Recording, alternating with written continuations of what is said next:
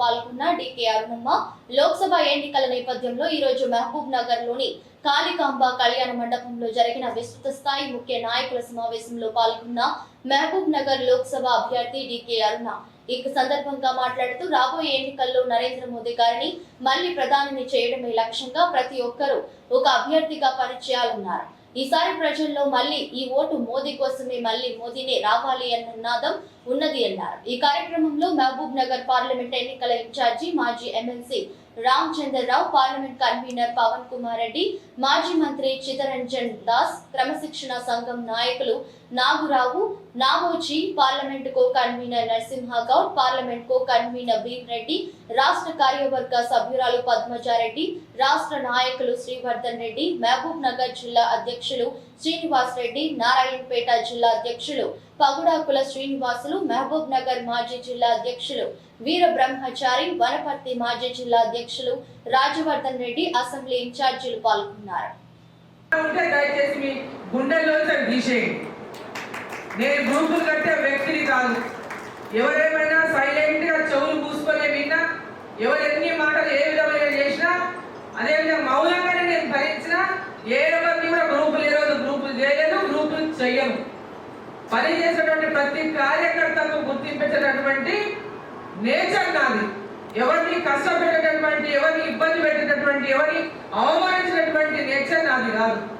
ఎవరే రకాల ఎవరే విధంగా కార్యకర్తలు అలాంటి అపోహలు ఎవరైనా సృష్టించినా, ఏదైనా అపోహలున్నా మీ మనసులో వచ్చే కార్యకర్తలందరూ కూడా ఆ అపోహలను బయటికి తీసాలని మీ మనసులో వచ్చని చెప్పి ఈ సందర్భం నేను కోరుతాను.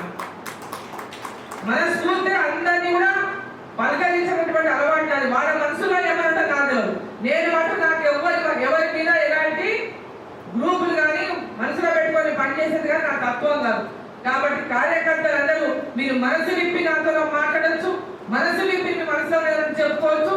ఏది విషయం ఉన్నా నా శాయశక్తుల ప్రతి ఒక్క కార్యకర్తకు ఎవరి సమయంలో ఎలాంటి సహకారం అందించాలన్నా సహకారం అందించడానికే డీకే అరుణమ్మ ఎల్లప్పుడూ మీకు అండగా ఉంటది. ఎవరు ఎలాంటి అపోహలు సూచించదా దయచేసి ఆ అపోహలు మీ మనసులోకి రానియకండి అని చెప్పి మిమ్మల్ని అందరినీ కోరుకుంటూ, అందరూ ఒకే తల్లి పిల్లల్లాగా ఈ రోజు నరేంద్ర మోదీ ఈ దేశంలో ఉన్న 140 కోట్ల మంది నా కుటుంబం అని ఏదన్నాడో అదే విధంగా భారతీయ జనతా పార్టీ ఉన్న ప్రతి కార్యకర్త నా కుటుంబమే అని చెప్పి ఈ సందర్భంగా తెలియజేస్తూ, మీ అందరికీ కూడా మరి రాబోయేటటువంటి ఈ పార్లమెంట్ లో పెద్ద ఎత్తున మీ సలహాలు సూచనలు ఏమైనా ఇవ్వాలన్నా మరి ఆ సలహాలు సూచనలు ఒక పర్సనల్ గా చెప్పినా పర్వాలేదు, లేదా ఒక కాగితం మీద రాసిచ్చినా పర్వాలేదు, సమయం ఇస్తే మీరు డైరెక్ట్ గా చెప్పినా పర్వాలేదు. Thank you. భారత్ మాతా కీ జై.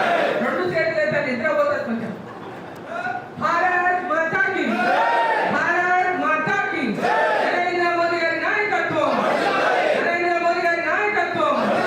జై శ్రీరామ్, జై శ్రీరామ్, జై శ్రీరామ్, జై శ్రీరామ్. అయోధ్య రాముడు మనందరినీ కూడా ఆశీర్వదించిండు. అయోధ్య నుంచి ప్రతి ఇంటికి అక్షుంతలు వచ్చినాయి. మనం ఈ రోజు నరేంద్ర మోదీ గారికి ఆ ఆశీర్వాదం ప్రతి ఒక్కరు కూడా ఇవ్వాల్సినటువంటి అవసరం ఉంది. భారీ మెజార్టీతో మనం ఈ స్థానాన్ని గెలుచుకోవాల్సినటువంటి అవసరం ఉందని చెప్పి మీకు అందరూ తెలియజేసుకుంటూ ధన్యవాదాలు.